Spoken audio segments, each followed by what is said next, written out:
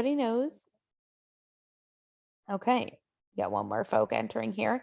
So that's a great question. So the way that I like to represent, so I've worked with a lot of project managers, people that have, especially in contract work, things that are 3 to 6 months projects or just shorter term, right? So what I would say is your resume can focus on the core competencies that you have learned as a project manager. And then, hi, Hey, welcome.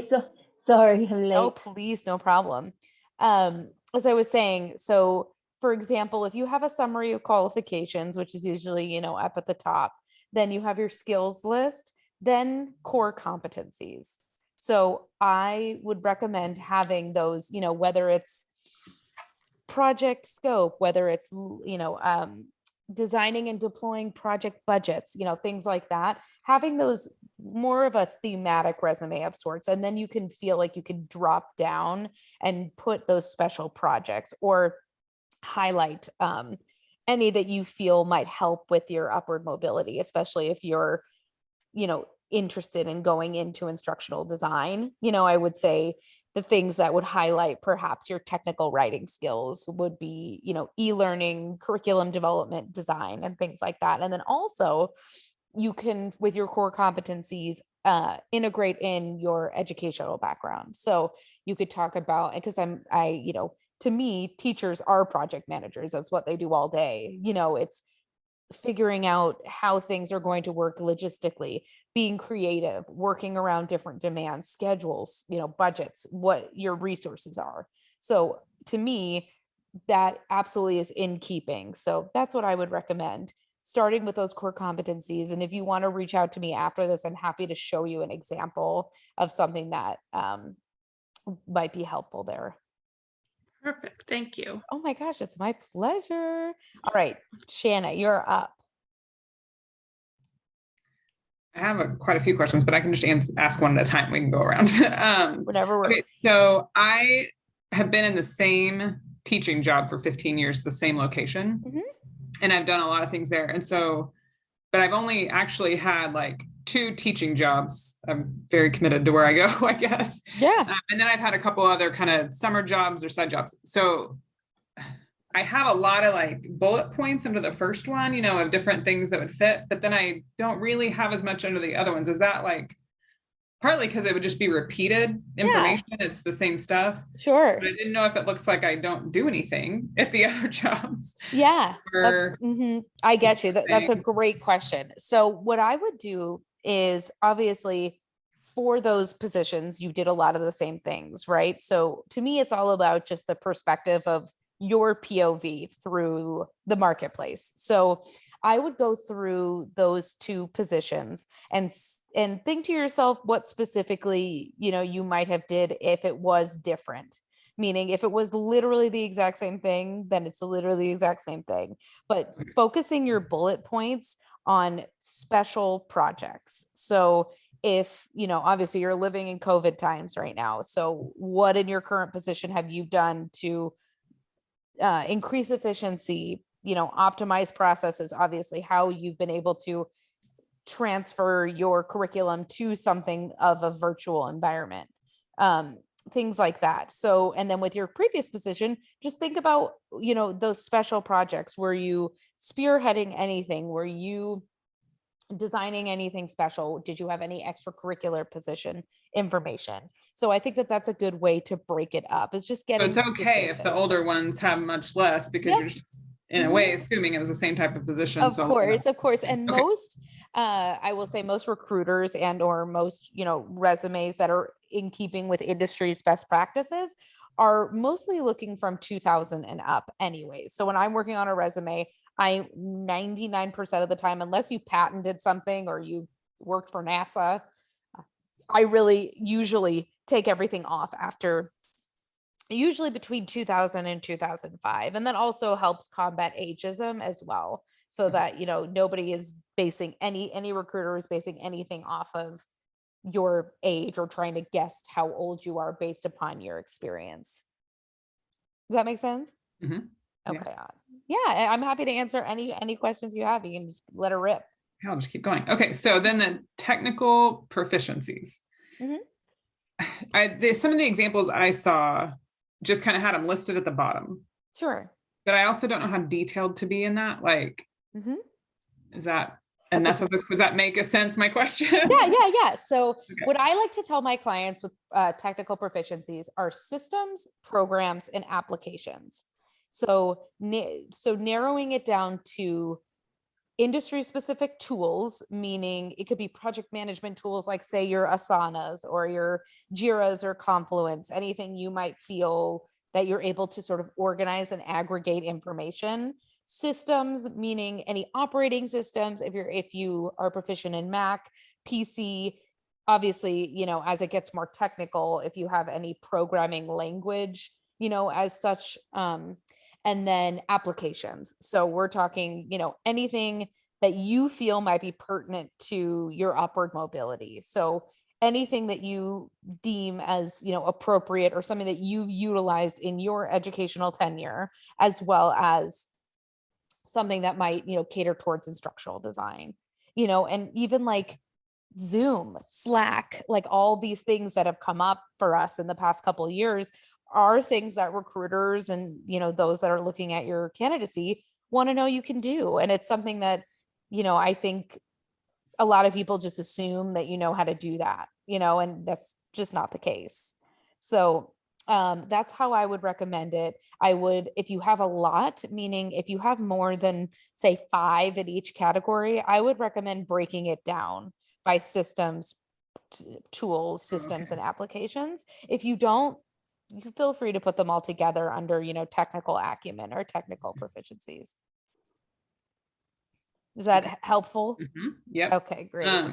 Okay. Do you want me to keep going? Does anybody else have a question? I can Yeah. stop. Oh, for anyone who's new that just came in, feel free to raise your hand. You Okay, can go so first, Shauna, and then I'll ask okay. after. Sorry.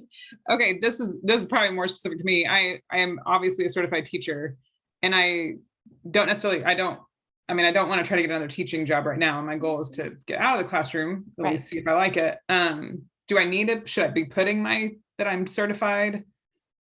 Yeah, teacher? absolutely. Okay. Absolutely. I mean, and as I'm sure you have come to find in working with Shantae and through this program, the fact that you do come from an educational background is a huge plus because Right. you're sort of living proof, you're the tangible proof of curriculum design, right? You're not just sort of guessing about how something needs to be, from working with students how this is progressing intellectually, societally, humanitarily, Mhm. humanitarily speaking. So absolutely. I think that that's Okay. great. And, obviously, as you are sort of dipping your toe into other industries and as your tenure continues to continues to scale, then maybe, you can feel more comfortable adding in, instructional designer as Right. opposed to just, certified teacher. Mhm. But for Okay. now, certifications, great. Shows that you care, obviously shows that you have had a significant amount of hours in the classroom and that you're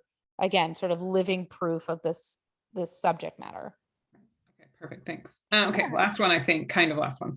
All right, so I was in another program, it's called Teacher Career Coach, and it was really helping people transition from the classroom to pretty much any other industry. Mhm. And one of the recommendations they had for resumes was to put like a little paragraph type thing at the top. That basically it kind of felt like me like a really miniature cover letter to in some degree, or like an elevator pitch. Is that like good, normal? Should it be? Absolutely. Okay. Absolutely. So what we like to call the top is either summary of qualifications or personal branding proposition. So Okay. our personal value proposition, PVP. So essentially what that is it's a hypothesis of sorts of what you're going to see down below, right? We like to say a 40,000 foot view of your POV through the marketplace. So how, and constantly keeping in mind, would you specifically, you, Shanna, add value to an instructional design company? Say, like your Pearsons, your large, I don't know, what avenue you're Mhm. interested in taking, but to me, if it continues to answer that question, it tends to be a very powerful statement. And, you could be brief, it doesn't have to be this elongated, fluffy buzzword heavy situation. If you feel like it is your point of view through this marketplace, then you're good to go. You know, I would recommend anywhere from, you could even have anywhere from like 2 to 4 sentences, you know, Okay. but if they're robust and if they're honest, you're in a good place. Okay, my only other question is just a little bit about LinkedIn because Yeah. it overwhelms me. It's an I just overwhelming, got on it's it, and I was overwhelming. like, how much, like, well, there's a couple of things that I probably have questions about, is really how much information should I be trying to get pretty much my entire resume on there, or like pieces that would then want them to contact me? And my other question is, like, it does, allow me to put in search words for jobs to show up to me, but it's real limited. I mean, I don't have I'm not paying for it. I'm doing The free version.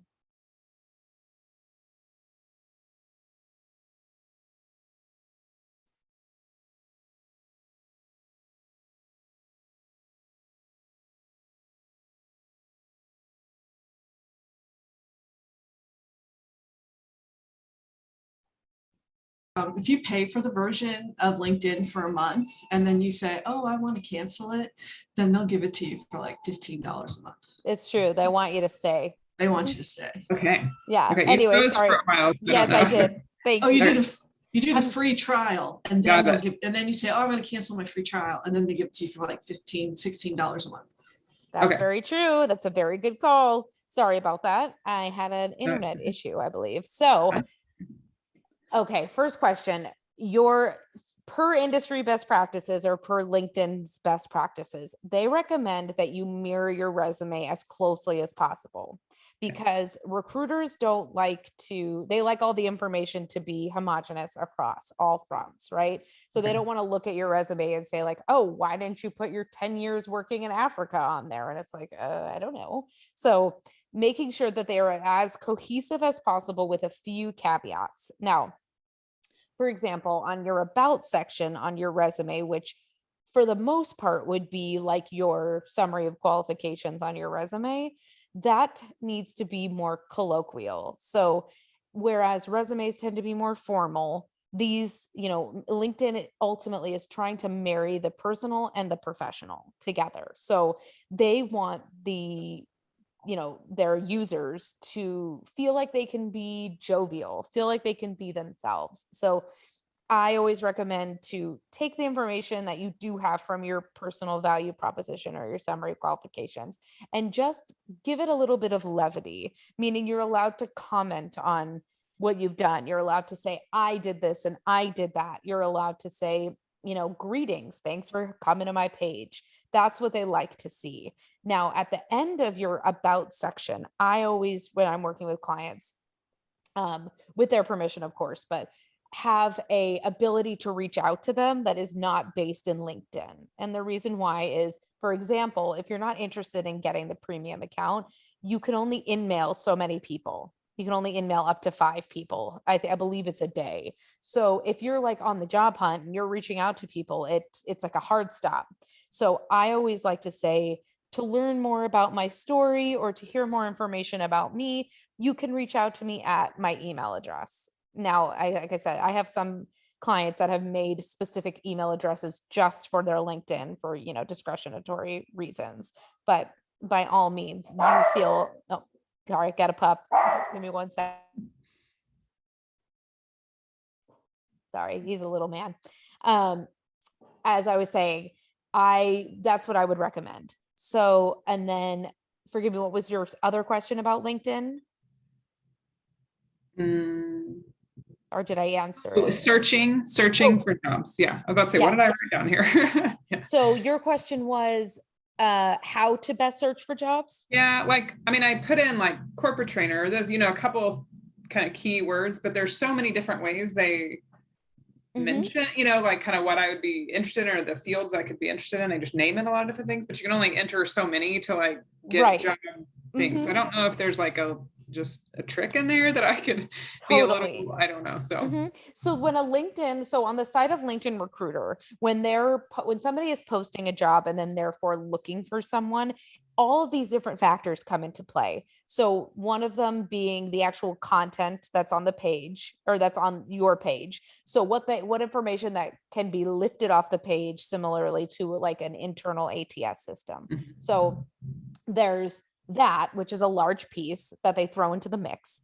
And then there's what you have put in regards to if you're open to work, what industries, right? So there's that, which comes into play. So I would make sure on your back end that you're being as specific as possible with what you're looking for.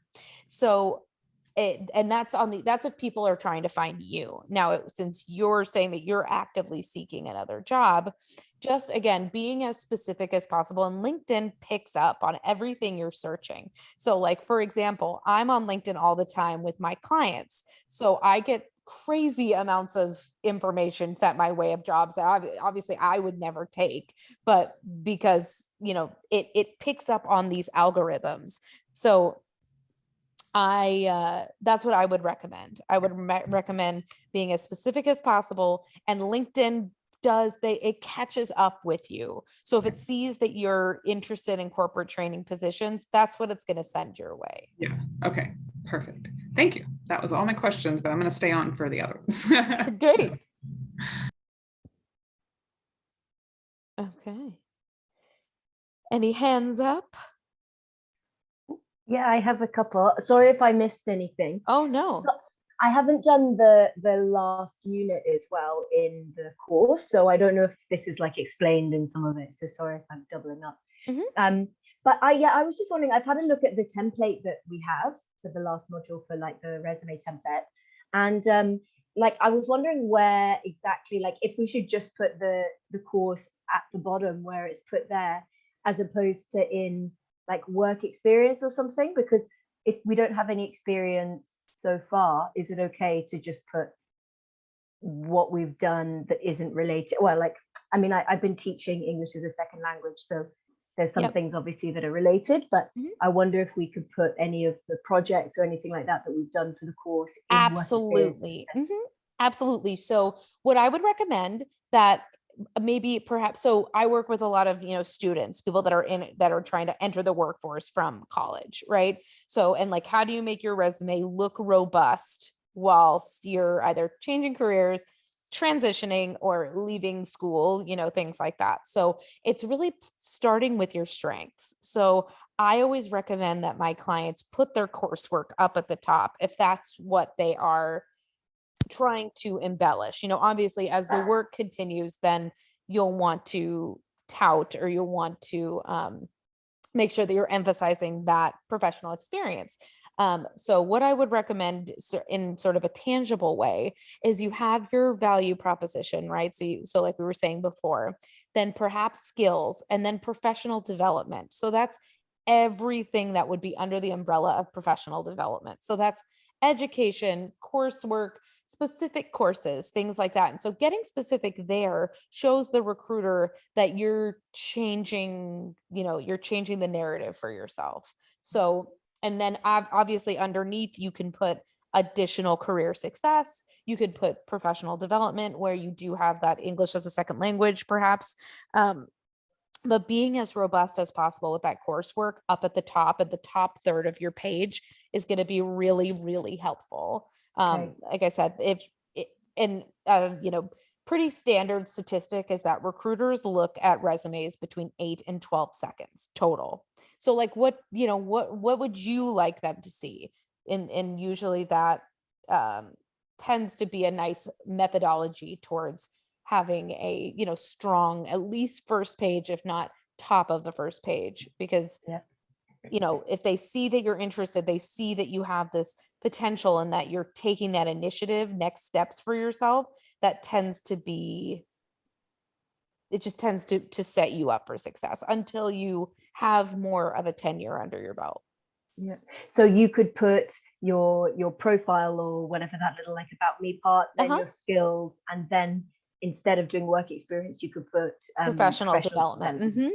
Yeah. Mhm. And then similar to what Shana said, like I've worked in ESL for years now. So, and I've had like a few different jobs, but the last job I've had has been for 9 years. So shall I even bother putting the ones before that? So 9 years would be, when did you start? 2011, 2012? Yeah, 2012 or I something. would, yeah. So 2012 is a fine place to sort of cut off. But when I'm working with clients, I tend to cut off between 2000 and 2005. Now, Okay. if it's work that has like absolutely not, like say you were a waitress or, Yeah. a flight attendant, something like that, you can always add that to a different category, which is, non-educational experience. Or It was still ESL, but oh, just in great. a different job. Then I would say yes, absolutely. Because, the longer you've been working with people, the longer you've been able to, like I said to Shanna, you're able to show that you have that tangible experience in the classroom, or even if it's virtual, that like, what you're doing and what needs to be done and improved and amended for, peak efficiency. Just one more question about Please. the course, like putting that onto our resume. Mhm. Can we sort of like phrase it as if it was work experience as well, sort of like write about the projects that we did on the course? Absolutely. And I think that can all be under professional development. So, for example, when I am working with students that are transitioning, I have them put like their master's thesis and things like that on there, because that is a nice sort of interim between, work. Obviously, you're not necessarily getting paid, but you are treating it as a professional activity. Yeah. And I was gonna say, and in time, those can sort of go by the wayside. But yeah. And this one more question, sorry. Yeah, of I've done a course. couple of little things like over the last year since COVID that are just online, like a proofreading course and like a copywriting course. Should I put that in the professional development section as well? Absolutely. Anything, even if it's like a hour-long course you did on LinkedIn Learning, even if it's 5 minutes, anything that you did, that you have done, that you feel as though might cater to your, upward mobility is great. Okay. Oh yeah. Awesome. Of course. My pleasure. Thank you. All righty. Oh, Jennifer, you're up. So I'm trying to transfer my CV into a resume. So I'm taking like 13 pages and trying to get it down to 2. Nice. And I'm not sure if I've done it right because I'm not getting any calls or any response at all. And then there's the question on the cover letter as well. I don't know what I'm doing wrong that I'm not getting anything. Sure. Well, I mean, very common issue, totally happens all the time. What I like to tell my clients is I have, and I would obviously I haven't seen your docs, but I would lend my expertise to say that it has something to do with applicant tracking.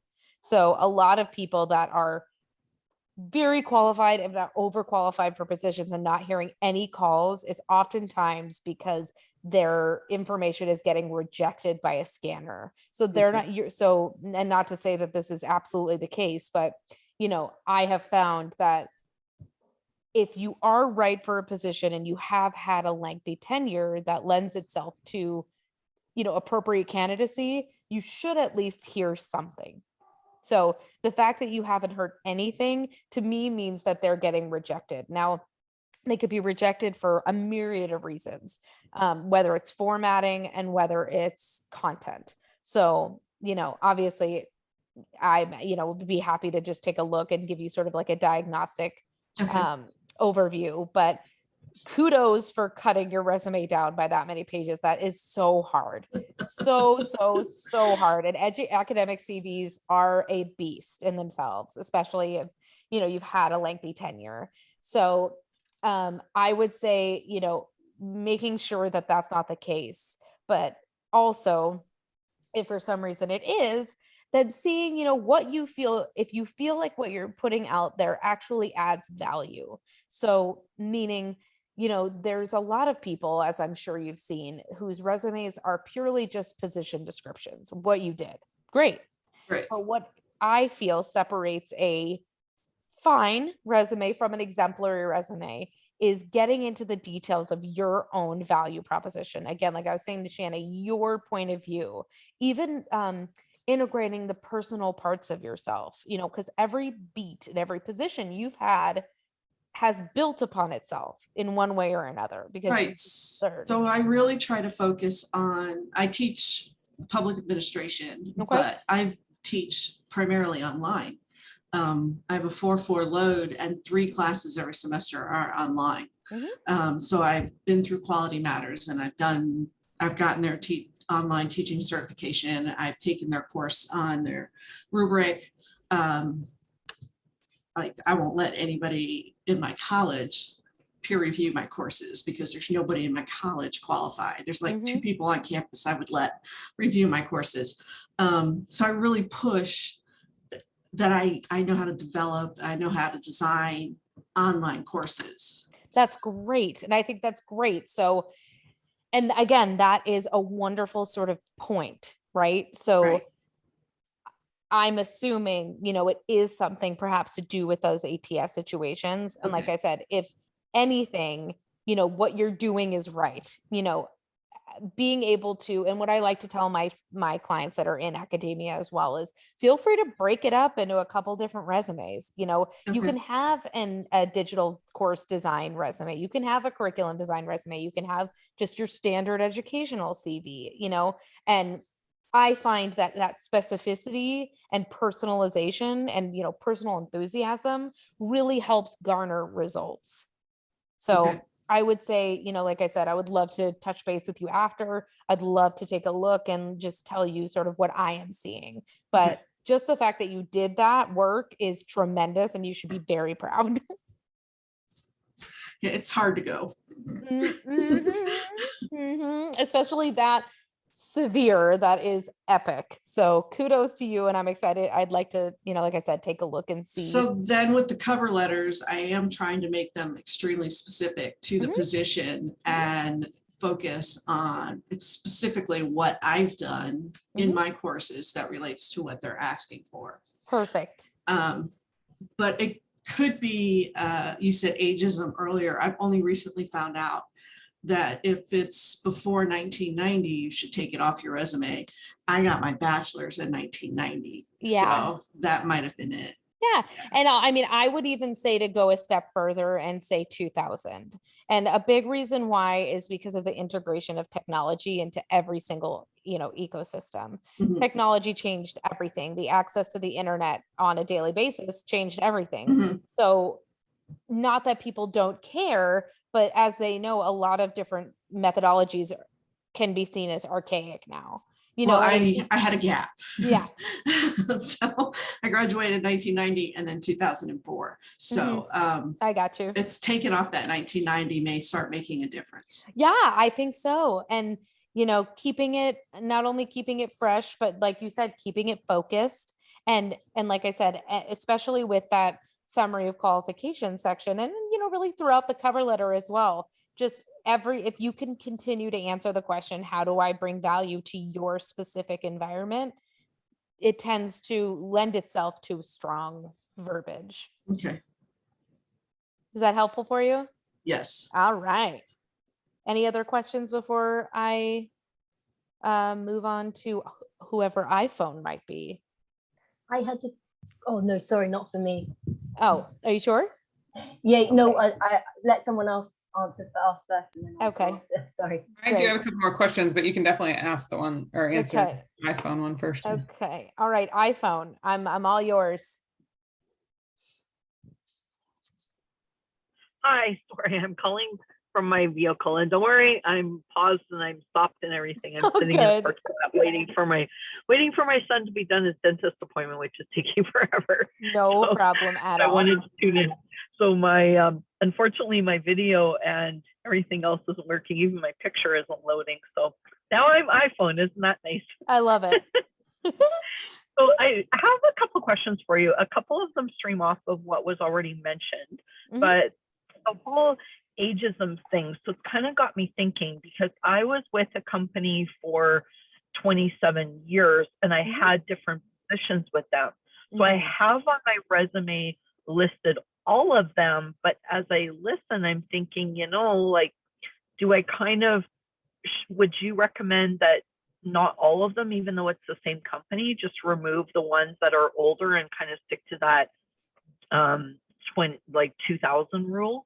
I would as well, yes. So, and especially because, and I'm assuming that, working somewhere for 27 years, you've been able to come across a lot of different experiences, and I think be picky, you're allowed, I think a lot of people assume that you just have to vomit everything onto your resume, and that's just not the case. It's really just playing the hits. It's your highlighted, it's your highlight reel, for lack of a better word, so it's how you feel you add value to that specific position or to that specific job description, and how you, because at the end of the day, all people want to know is how can you solve their pain points? How can you come in with your knowledge, skills, and abilities and make their ecosystem more functional? Right. Okay. So if keeping that in mind, Okay, perfect. My situation is slightly different than maybe some of the others. I'm actually freelancing instructional design right now, and my background was corporate instructional design. So now I'm on my own and I'm an incorporated company and everything.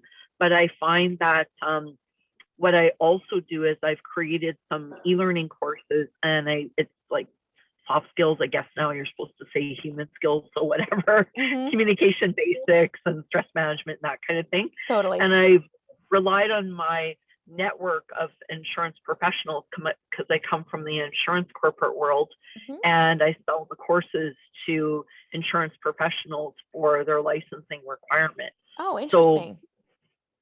So the reason why I give you all that background is also on my resume, to kind of back up that validity of, well, who is she to know what's going on in insurance?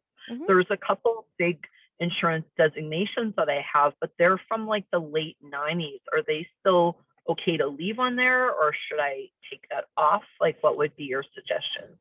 So I think it depends on, I'm inclined to say to take it off. And that's purely just, like I said, because of evolving technologies. Now, you can always put it somewhere, for example, on and I'm sorry, forgive me. Did you say it was a course? Was it like a coursework? Was it certifications, or was it companies, or was it sort of everything? It's a little bit of everything. Like, they're actually like, there are designations that are hugely recognized in insurance. So one is, for example, the fellowship of insurance professional, and it's almost giving you like a degree in insurance. So it took years to get it, but I finished it in the late 90s. So I don't know if that would spoil my validity by taking it off, but I also think that people think I'm like ancient when they look at that, and then they start doing the math, right? I understand. Like, so ageism is the thing. Sorry about that. So for me, that's something that I would recommend putting on a cover letter. So saying that you have had specific education and therefore certifications in XYZ coursework would definitely be a nice thing to put in if you feel like the company would appreciate it. So, on a resume, trying to keep it current, but, because you have the ability to tailor it to any different, situation, then I would recommend doing so on a cover letter. Okay. And one other question for you, kind of relatable to all of the above. You had mentioned that your resume should ultimately mirror that of what you're putting on your work experience on LinkedIn. Yep. However, whenever I'm going in and applying for jobs, I mean, a lot of contract work and that type of thing, there is like application process.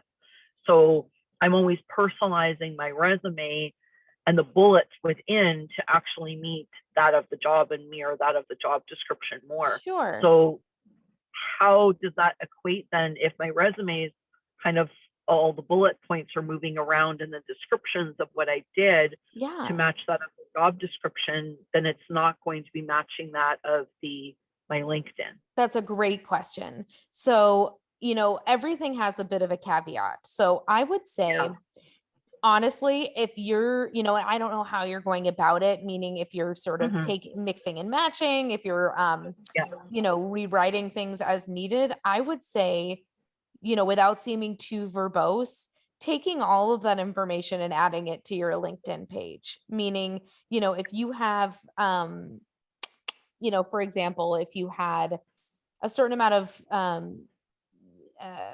if you were working within a different insurance landscapes, right?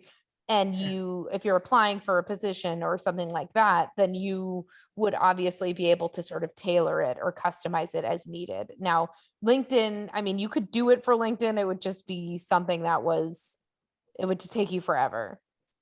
So what I would say is to make LinkedIn your foundation and then tailor as needed on your actual resume. Because I mean, I don't know a recruiter that's not looking at LinkedIn. It's just the first place people go now, so to make sure that you have all of your bases covered, if you are significantly changing it, as you had mentioned, then that's what I would say. Yeah. Because I kind of tailor it around. I mean, it's like some roles are so diverse and so robust that I kind of pick and choose. Like, okay, maybe those 4 bullets don't fit. Maybe I've got to change it up to, now you read the job description and that totally describes you. So then I change it up to meet that of the job description. But that in itself, I find, is so super time consuming. Like, it's taking me 2 hours just to apply for 2-3 jobs. Yes, it is a very involved process. I like to tell my clients that it's almost like a second job. Oh, 100%. Yeah. It's just that's, and it's sort of just the unnecessary reality of it. And, obviously LinkedIn is making it easier with like the easy apply, but I always recommend to my clients, like, you have to do a bit more work than that. I always recommend that if you're applying to something on LinkedIn, that you immediately reach out to the job seeker, or you immediately reach out and do research about the company and make, those personal connections. So that takes some more time. It definitely, if it doesn't take anything, it takes time. Yeah, absolutely. Okay, thank you so much. I appreciate it. Oh, and sorry, I'm Darlene, not just iPhone. Oh, hi. Okay, I'll see you later, iPhone. Thank you. Thanks. Okay, so we had a couple more folks before we wrap up here. Was there anyone else that had any questions that I haven't gotten to yet? If not, we'll do some more. Okay, so let's head back to Josie, and then we can head back to Shanna. Great. I just have 2 questions. Of course. The first one was this probably applies to most people anyway. Like, with our previous work experience, so for example, with me with ESL, how much shall I put of what I did that doesn't directly apply to instructional design? Like, can I just briefly say, like, Great question. So I would say if it caters towards ISD work, yes. If it caters towards educational leadership, yes. And if it caters towards any sort of technical design or curriculum design, yes. Anything else, feel free to omit. And like I said, you can get as specific as possible. So for example, it seems like, from my knowledge of ESL, that obviously you're doing a lot of similar skills, or you're utilizing a lot of similar skills. So, if it's something like walked kids to the bus, like something like that, don't worry about it. But I would say taking a look at each bullet that you already have, or anything that you're, perhaps if it's in cultivation, and asking yourself, does it cater to educational leadership? Does it cater to instructional design and or curriculum development and design? And or does it bring about technology savvy or business savvy? So again, that's also important. And Also, I would say if there's anything by way of, engaging, content.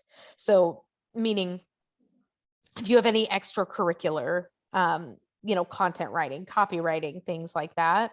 Yeah. That's always something that I would recommend adding, just so recruiters know as well that you're writing, that you're interested in creating engaging content and whatever that means to you. Yeah. Yeah. So I thought I'd put stuff about because I did some of my own sort of creating worksheets and adapting the curriculum and things, but also things about adult learning theory, because I only taught adults. That's so I wanted awesome. to put that in as well. Okay. Perfect. We love adult learning theory, and that usually tends to be a buzzword through ATS. So definitely 100%. Cool. And then just one more thing. So when I've been looking up online about cover letters, a lot of people have said that you need to find out who the hiring manager is, and it's not okay to just write "Dear Hiring Manager," but it's kind of difficult to find out. Yeah. So do your best. Always going to recommend doing that research. I would say most of the time, a good search with LinkedIn, you should be able to find somebody, but don't, it's not a thing to go crazy over. So if you can't, do, exhaust your resources, I guess, as I would say. So, look on LinkedIn. If you feel like searching, you might even go on the Bloomberg site and see, ONET, things like that have people's names on them. But like I said, if you've been searching for a half an hour and you just can't find anybody, then saying, hiring manager, director of human resources, or, especially because if you're on LinkedIn, 9 times out of 10, they'll have some sort of connection to the business. And even being specific as head of human resources, director of human resources at company name, even that's a little bit nicer than just saying to whom this may concern. Yeah. But what if you got the wrong name? Would that be a massive? Just make sure.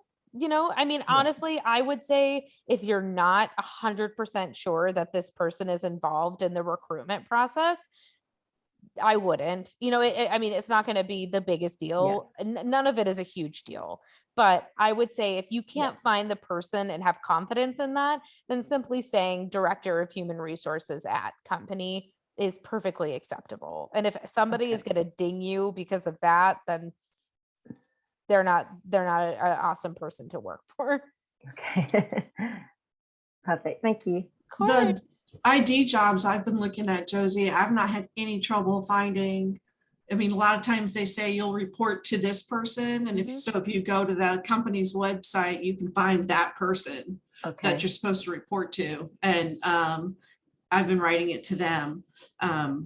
Usually the ones that come off of LinkedIn, it's pretty easy to find who to send the letter to. The hard ones are the federal government.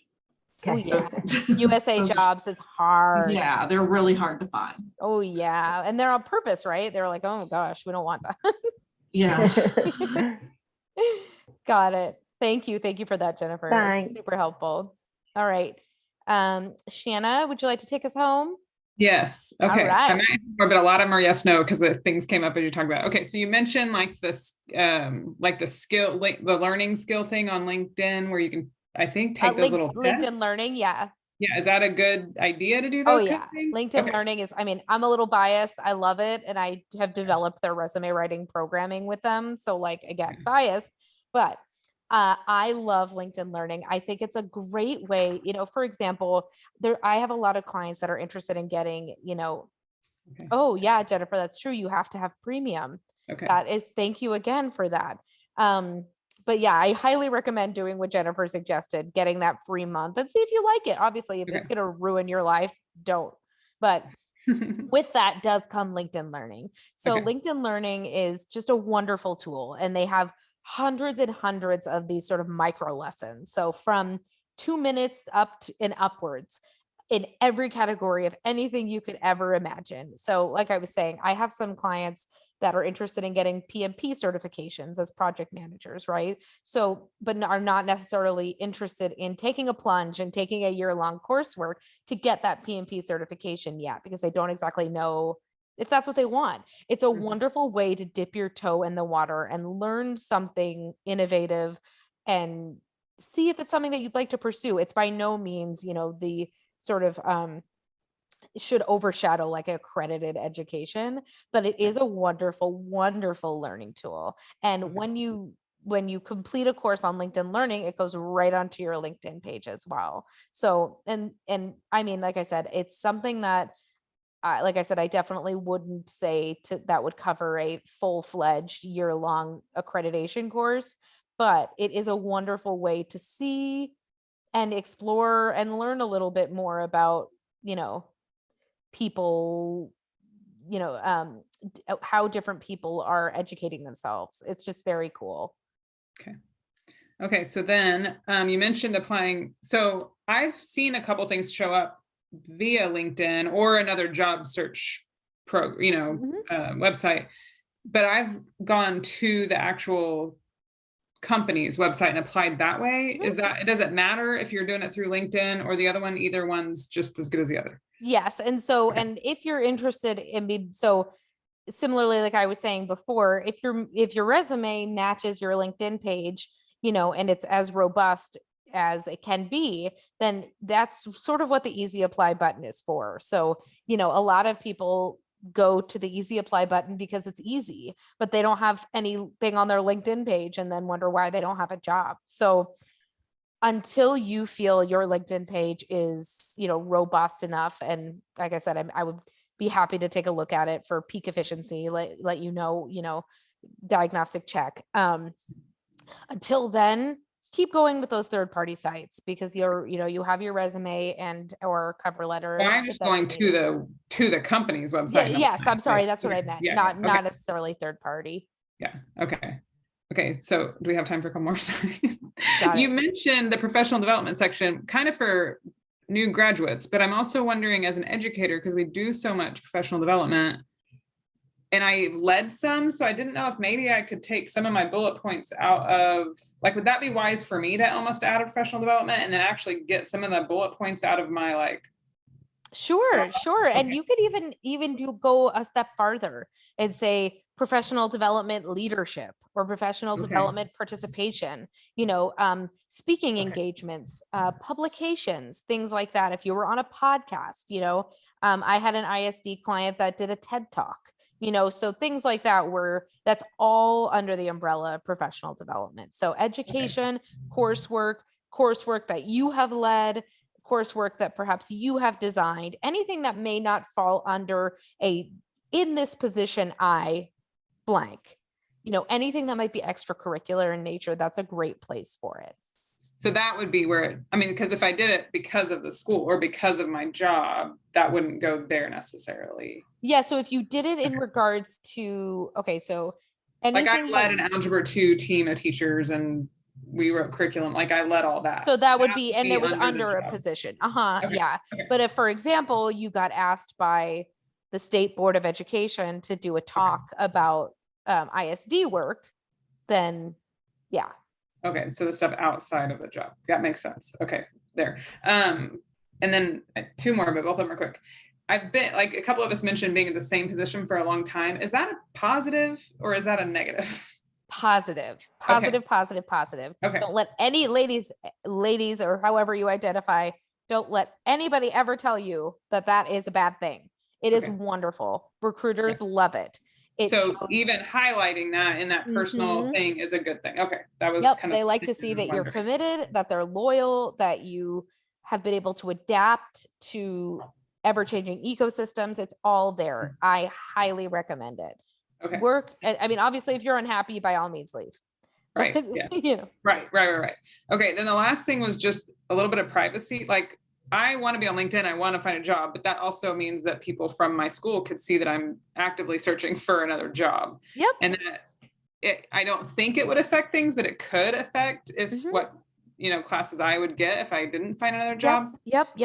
Is that just the risk, or is there ways? So yes. So LinkedIn has a wonderful selection of privacy settings. So anything from completely anonymous to completely public and everything in between. Because most people, let's face it, that are on LinkedIn are looking for a job, and they don't want their current employers to see it. So It's not a hard process. It does take a minute, but if you did want to connect up after this, I'm happy to walk you through that process. It's very easy. It just is a bit harder to explain to someone who doesn't have their LinkedIn page in front of them, but it's simply, changing the privacy settings, and you can have, like I said, complete anonymity all the way to a completely wide open presence. Which I could see some of that, but I wasn't sure like what to select anyway. But yeah. So I may just, because there's a lot of things I'd like to go over with you, so I might just try to come up, like be able to meet with you or something.